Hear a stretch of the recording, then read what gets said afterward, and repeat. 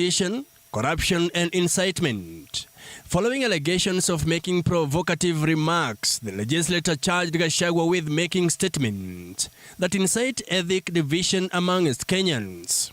In his second charge, the MP accused Gachagua for undermining the president and the cabinet by making statements that are not in line with the government's policies. The MP is also accusing Gachagua for interfering with leadership of Nairobi City County government by allegedly agitating locals against the proposed relocation of Wakulima traders to Kangundo Market. Attacks against Lady Justice Esther Maina of the High Court was also mentioned in the document to impeach Gachagua. The fifth accusation is on the breach of the oath he swore, which mandates him to uphold, conserve, safeguard, and defend the Constitution. I will demonstrate that His Excellency Rigathi Gachagua has violated Article 161 of the Constitution of Kenya.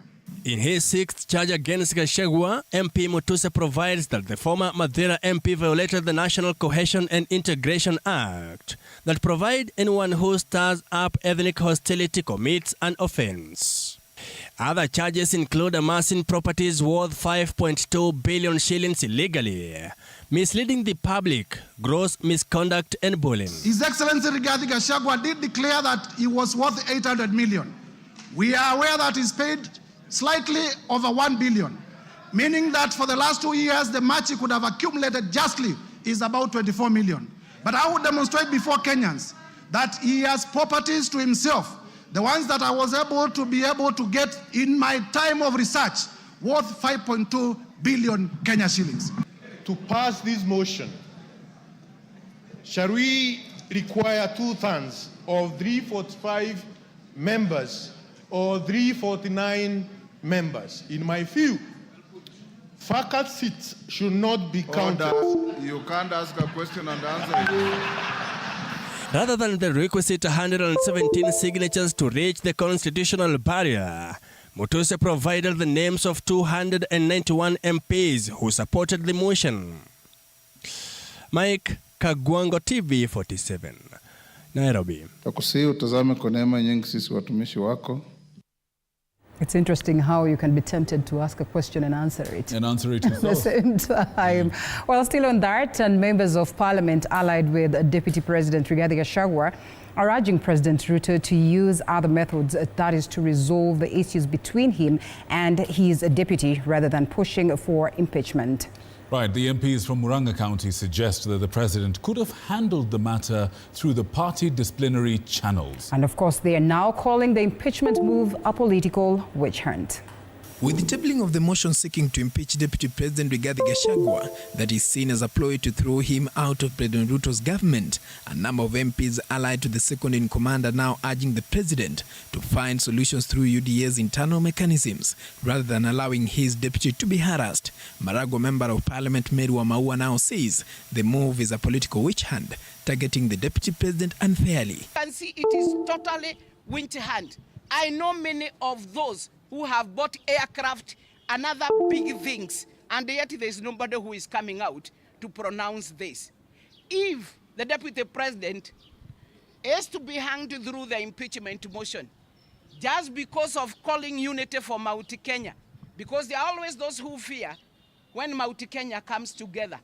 Murang'a Senator Joe Nyutu arguing that Azimio la Umoja's entry into government has largely contributed to the impeachment of the deputy president, arguing that if the motion sails through, then it is likely going to divide the country. The party that we have co-opted into government, that the people of Kenya, if ODM members vote to impeach His Excellency Rigathi Gachagua, then ODM led by Raila Amolo Odinga will never ever convince anybody that they were not brought into government for the single purpose of kicking out Rigathi Gachagua. Gatanga MP Edward Murui points out that the issue at hand could be handled through internal mechanisms in the United Democratic instead of tabling the matter in Parliament. Parliament has also been faulted for failing to facilitate public participation on the matter. It is on that basis that we are the proponents of the impeachment motion to first exhaust the party dispute resolution mechanism before bringing this motion to the House, which they have. The Bill of Rights, Chapter 4 of our Constitution, 2010, stipulates that as a rule of natural justice, no one shall be condemned unheard. Everybody has a right to face his accusers and be accorded an opportunity to ventilate the accusations leveled against them and put a spirited defense. The motion, which was introduced on the floor of the House by Kibwezi West MP Mwengi Mutuse, accuses Gachagua of over 10 violations, including breaches of the Constitution, corruption and incitement. Mutuse presented the names of 291 MPs supporting the motion, a number that surpassed the required 117 signatures to meet the constitutional threshold. Paul Kerobi, TV47, Nairobi. And still on matters politics, in a surprising turn of events, Makueni Senator Dan Manzo has filed a censure motion against President William Ruto. And Manzo's motion accuses Ruto of failing to protect Kenyans from rising insecurity and the tragic outcomes of the Gen Z youth protest earlier this year. Now, this comes just a day after the National Assembly received a motion to impeach the deputy president. Mwege William with that. Tuesday, Makueni Senator took a swipe at the Commander-in-Chief, Dan Manzo, filing a censure motion against President William Ruto on grounds that the president had on several occasions failed to protect Kenyans, giving instances of the recently witnessed countrywide Gen Z protest that resulted in deaths and disappearances. Manzo citing that the president has marginalized sections of the society by implementing radical policies without adequate public participation. The president is the chairperson of Security Committee in the country and therefore must know and is briefed on every single security detail of the country. Up to now, there are still missing Kenyans following demonstrations. Quite a number were killed by police and others brutalized, are still recovering in hospitals. Manzo further criticized Ruto's refusal to sign the Division of Revenue Bill 2024, which he states would have facilitated the disbursement of 400 billion shillings to counties, exacerbating the challenges faced by the devolved units. The filing of the censure motion coinciding with the tabling of an impeachment motion against Deputy President Rigathi Gachagua. The attempt to impeach the Deputy President has created a lot of commotion in the country. And similarly, a lot of Kenyans have expressed that if you are going to impeach the Deputy President, then impeach the President too, popularly known as Kufa Ndereva Kufa Makanga. The second-term senator's motion comes barely days after Tana River Senator Danson Mungatana also filed a censure motion in the Senate to discuss Deputy President Rigathi Gachagua's character. On Tuesday, an impeachment motion has since been tabled against the Deputy President, with 291 members of Parliament supporting it. Right. Now, Health Cabinet Secretary Dr. Deborah Baraza today launched the Social Health Authority, that is SHA, in Kakamega and Uasin Gishu counties, aiming to transform Kenya's health insurance system.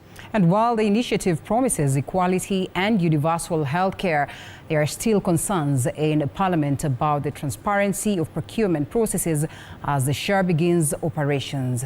Anno Dida tells us more.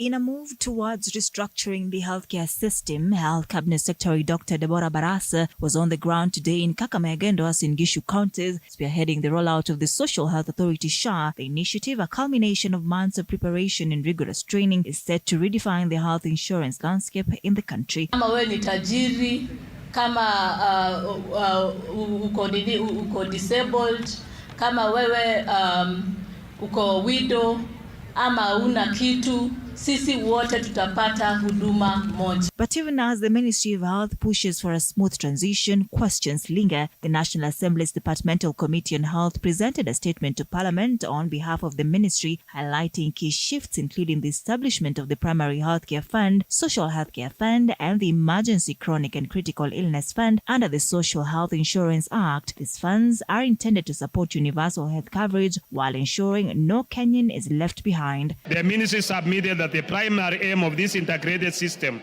is to address the existing challenges in the healthcare sector. However, the ambitious plans have not been without controversy. Lawmakers have raised red flags over the procurement process of this new system. I rise to give a statement on matters concerning the procurement of the integrated health information technology system by the Ministry of Health, which has elicited a lot of debate. One of the contentious issues is the ministry's partnership with Safaricom PLC as a strategic partner. According to the committee's chair, Dr. Robert Pukose, the process kicked off on June 6, 2023, after getting a nod from the Treasury and the Attorney General, but it is the involvement of the little-known Apero Limited, a private company registered in Abu Dhabi, that has raised eyebrows. System procurement involves a contract valued at Kenya shillings 104 billion. 808,136,478. The debate rages on in Parliament, where skepticism over the procurement process and the overall transition to SHA remains palpable. Lawmakers are calling for greater transparency, demanding to know whether SHA will genuinely deliver on its promises or become yet another project mired in controversy. Anne Odida, TV 47. And that story by Anna Odida, as well as this one, will be forming the basis of our conversation tonight. And so as the Social Health Authority starts its operations, well, many patients seeking services in health facilities are being forced to pay out of pocket for medical care. And as our reporter Elizabeth Otieno reports, that many patients say they do not fully understand the new health scheme because there hasn't been enough awareness. Well, let's take a look. This was the situation in some health facilities in Nairobi. Hundreds of stranded patients have been thrown into a state of dilemma as they seek health services. Reason being, the hospitals are no longer allowing payments to be made by NHIF following the SHA rollout. My mom has been sick. She has been sick for a long time now. Tumekuwa ni mgonjwa wako under medication ya cancer. Leo tumekuja chemotherapy, tukafika tukapata kadi ifanye kazi. Wengi wamerudi, ikawa wenye wako na uwezo wa kulipa cash ndio wangeweza kuhudumiwa kwa sasa. Nilikuwa nifanye MRI test, lakini napata laini iko mingi na nibidi niende private. Na kwa NHIF ile kadi nimekata juzi, ijakuwa active. Tumia NHIF hawakubali leo, kuanzia leo tarehe 1 haitumiki. Nimekucha problem ya tendo meno, so nikamwambia nataka kutumia NHIF juu sina pesa cash. Usuri nimekuwa na 2,000, wakaniambia NHIF haifanyi. Nimekuja kuchekiwa clinic, niko na shida na tumbo na natumianga NHIF, sasa hii imekataliwa. Sasa narudi kwa nyumba. Nimekuja hapo nikaambiwa ni kama Isaya haifanyi. Mpaka sijua roll out na mimi nisha roll out kwa simu. Ambiwa tutoe 86,000, hatuna, resources zote zimeisha. Sasa we are stuck na hiyo NHIF, labda tukisaidika kwa kuchange ndio tupate mwili itakuwa sawa. Kuregister leo asubuhi, lakini ugumu ambaye tulipata ya kwamba haiendi through. Yangu imeenda hivi kufika kwa disability ikakoma. Many patients have faulted the government for what they say is not enhancing sensitization on the new health scheme, SHA. With the system sahi, it's not well. Hata watu hatuelewi why did we shift from NHIF to SHIF. Watu wote, hakuna mtu anajua SHIF ni nini. Hii kitu wakati kilikuja ghafula. Afya yetu, jukumu letu. We have helped them how to register. It has not been an easy task because it was not going through. Some have gone through, others have not gone through. We are continuing because we started today. We learned a few days ago. At the Kisii County Referral Hospital, we meet Diana Ambassa, who is currently on dialysis, as has been her norm for 2 years now. For now, she is in distress, not knowing how she will proceed with her treatment going forward, as she has been unable to complete her registration to the Social Health Authority. Uoga ni sasa, unajua sisi vile sisi ni watu wa renal. Uoga ni hatujui ikisimamishwa itakuwaje. Juu sisi tuna survive tu kwa hii machine. In a letter dated the 30th of September 2024, the Social Health Authority Board urged health facilities not to disrupt any services linked to dialysis, cancer, and maternity services. Those on active managed schemes should also continue accessing services. But many health facilities appear to be doing the absolute opposite. Elizabeth Otieno, TV47, Nairobi. Thank you, Liz, for that. Now, away from Chief and Shah, an activist, David Morara Kebaso, also known as Morara Senior, appeared in court earlier today, but did not plead to cyber harassment charges after his lawyers argued that the charge sheet was flawed. Chief Magistrate Lucas Onyina released Morara on a 50,000 shilling cash bail, pending a decision on the legality of the charges. Samira Mohammed with the details.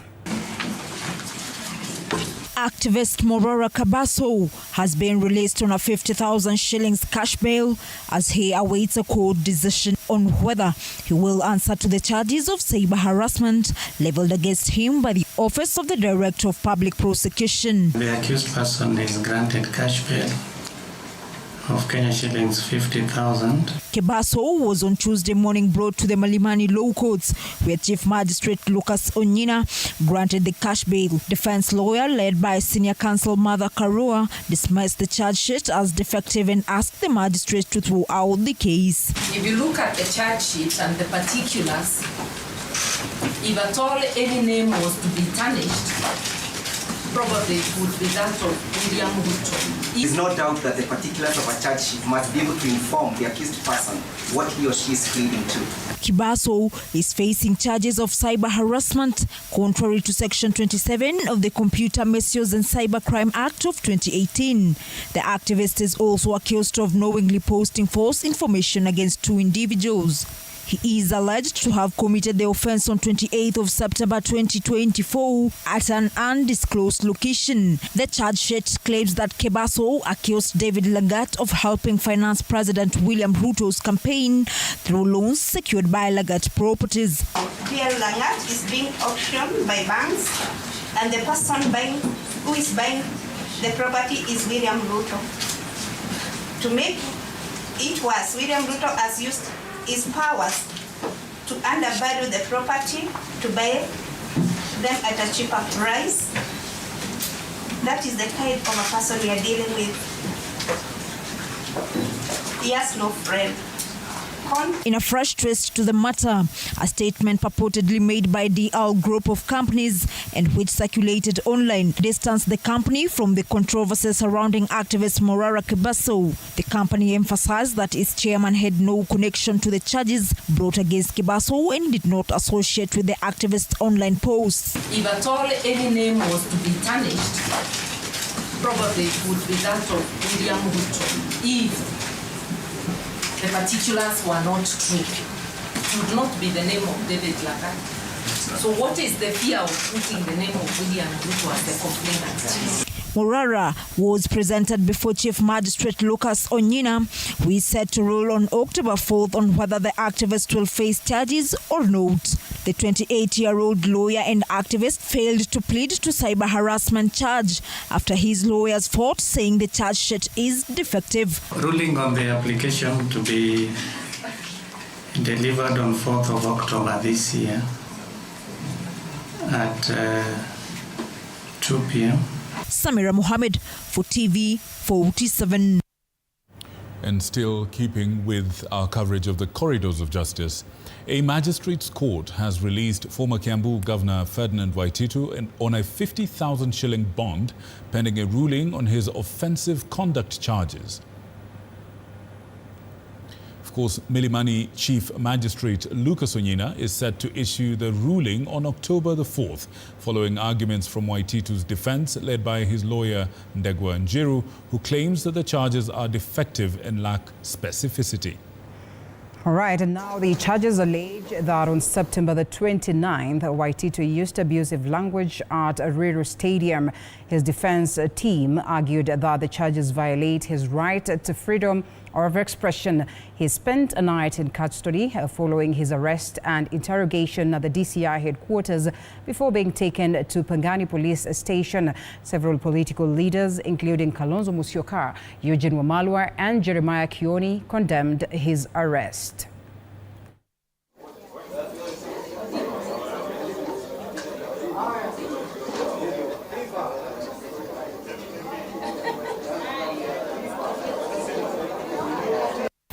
Within the category of those covered by Article 49, Sub-Article 2 of the Constitution, in respect of which an accused person should not be remanded in custody. There is no indication that the accused person has failed to turn up for trial in any other case, and the presumption of innocence under Article 50, Sub-Article 2A of the Constitution applies in all cases. Article 49, Sub-Article 1H of the Constitution provides for release on bail or bond on reasonable conditions, and therefore there is no provision, even under Section 123 of the Criminal Procedure Code, for stringent conditions sought by the prosecution. I am convinced that the nature of the charge is not one that can motivate the accused person to fail to turn up for plea taking. The accused person is therefore granted personal bond without surety of Kenya shillings 50,000 to appear before court on 4th of October this year at 2 p.m.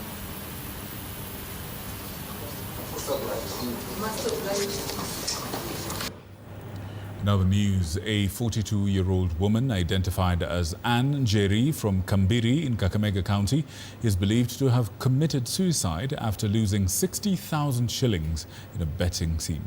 And well, according to Rebecca Haji, one of her customers, Njeri, appeared distracted while serving her. It is reported that Njeri had lost about 60,000 shillings after a betting failure earlier in the day. And Kabiri Area Chief Caleb Natiri urged citizens to seek help when dealing with mental health issues. Mama Sami vizuri, tumeongea tu vizuri. Mimi nimekaa hapa kwa duka, nimeenda nakaa kwa duka tena tunaongea tu habari ya biashara. Hiyo tu, na kina hata vile napata Mama Samia amekufa, haki ni huzuni kubwa sana. Niambie chenye unafanya, uniachie namba yako ya simu. Hiyo order ikikuja ni uwe wa kwanza kuja kupiki hiyo mattress yako. Tukaongea na yeye, lakini alikuwa tu kwa simu, alikuwa busy sana kwa simu. Alikuwa akifanya betting. Hii ndeke ya kuwa kwa simu imepotea na pesa zake karibu shilingi 60,000, ndiposa akanyamaza na mambo kama hayo yakamfikisha